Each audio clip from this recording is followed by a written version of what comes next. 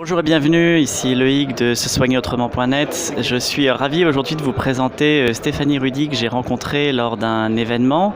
Stéphanie Rudy est pharmacienne et elle anime le site santéaunaturel.fr.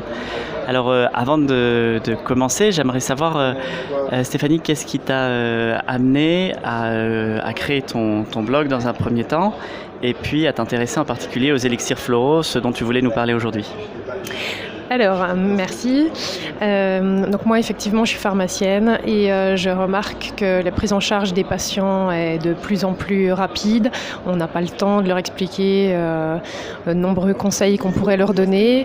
Je ne suis pas trop pour les molécules chimiques non plus, qui comportent plein d'effets indésirables. Et donc, depuis 2008, je me suis tournée vers des solutions naturelles, les huiles essentielles notamment, de la phytothérapie, de l'homéopathie un petit peu. Et depuis 2 ans maintenant, sur les élixirs floraux qui permettent de gérer les émotions et qui permettent un aspect de traitement global de la personne, pas uniquement en fonction de son souci, de sa maladie, mais une prise en charge globale, émotionnelle et physique du coup. Quand tu nous dis de gérer les émotions, est-ce que tu pourrais être un peu plus précise sur le type d'émotion ou comment tu vas choisir les élixirs? Tu les choisis en fonction de l'émotion de la personne ou en fonction du type de la personne? Voilà, quelle va être ta façon de choisir le bon élixir pour la bonne personne ou les bons élixirs pour la bonne personne? Alors tout d'abord, les élixirs floraux sont au nombre de 38 fleurs qui correspondent chacune à une émotion précise. Elles sont classées en 7 groupes. Donc on va pouvoir traiter par exemple les peurs, la famille des peurs, la famille des incertitudes, du manque d'intérêt pour le présent, ou de découragement, de sensations d'abattement. Les personnes qui vont avoir un manque d'intérêt pour le présent ou avoir un intérêt excessif pour le bien-être d'autrui, ou les gens qui vont être vraiment hypersensibles aux avis extérieurs. Donc en fait, ça, c'est cette famille. À l'intérieur vont être réparties les 38 fleurs. Et ce qui va être intéressant, c'est de savoir comment la personne va vivre. Alors, soit elle a une émotion précisément, soit elle a une maladie physique. Et ce qui est important, c'est de savoir comment elle vit cette maladie, émotionnellement parlant, et qu'elle nous décrive exactement. On parlait, par exemple, la famille des peurs. Il y a 5 fleurs qui sont à l'intérieur.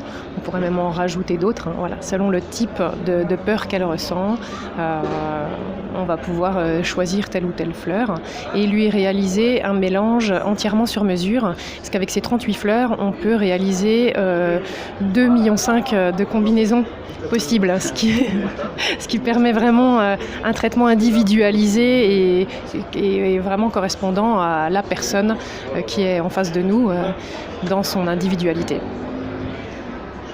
Tu nous parles de peur et puis après de la façon dont on peut gérer ces peurs. On arrive là dans une période qui est celle vue en médecine chinoise comme étant celle de la période de l'eau, qui va être la période à laquelle est associé le méridien du rein, et cette énergie du rein porte la dynamique de la peur.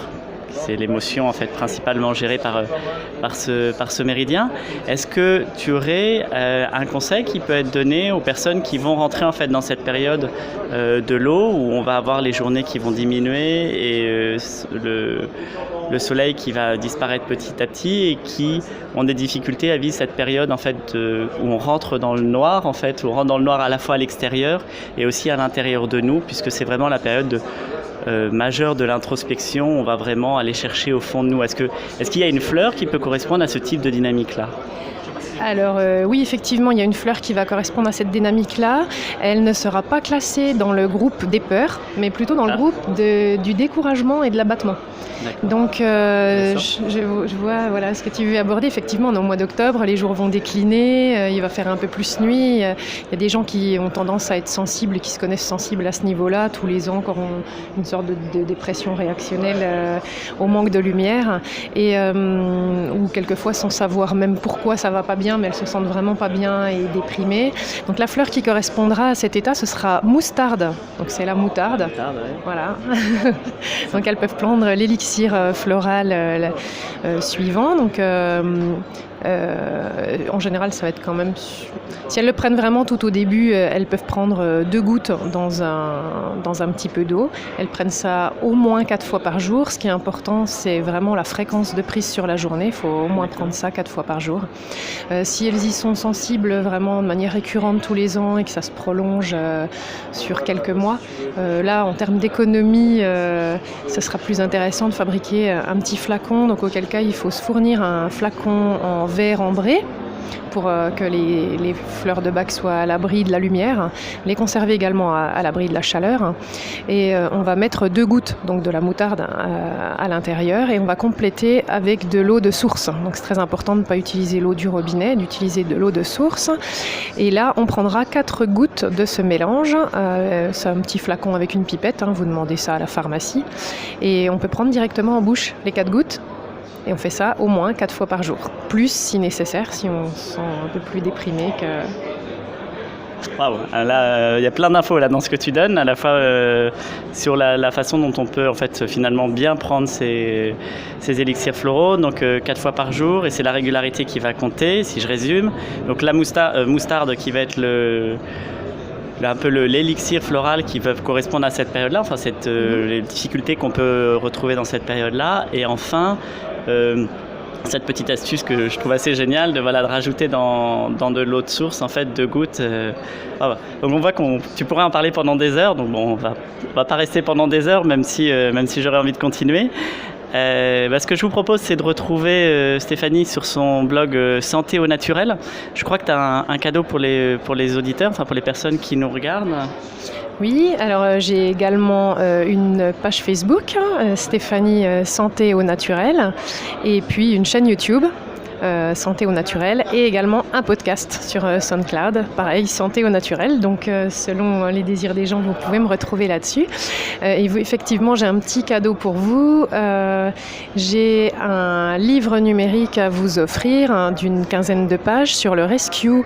Alors le Rescue, c'est un mélange de 5 élixirs floraux qui va permettre de gérer toutes les situations émotionnelles d'urgence. Et ça passe de vraiment plein de situations diverses et variées. Ça peut être avoir appris un deuil, avoir appris une maladie, quand on vient d'avoir un accident, avant un entretien d'embauche, avant un examen, que ce soit un examen médical ou bien un bachelier ou quelqu'un qui passe les brevets, etc. Et tout ce qui est choc physique, choc émotionnel, dans toutes les situations. Donc je vous propose de télécharger ça gratuitement. Encore merci Stéphanie. Bon, désolé pour le bruit aux alentours. On s'est trouvé un petit coin lors de ce séminaire, mais ça va pas j'espère que le son va bien passer. Je vous dis à très bientôt sur Se soigner autrement et sur Santé au naturel, le site de Stéphanie Rudy. À très bientôt. Prenez soin de vous. À bientôt.